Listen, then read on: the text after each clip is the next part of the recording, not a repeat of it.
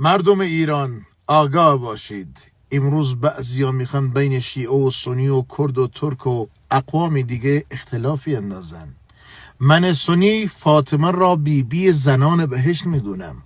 من سنی علی را فاتح خیبر و امیر المؤمنین میدونم. من سنی حسین را سرور جوانان بهشت میدونم. من کرد احترام برای تمام اقوام قائلم.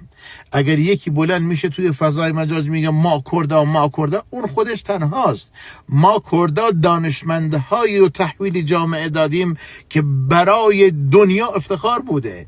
و اون ترکی هم که چند نفر میان ما ترکا، نه، ما میبینیم و دیدیم شخصیت های بزرگ در میان ترک هم دیدیم. اینقدر به این اختلافات دامن نزنید. ما هموطنیم.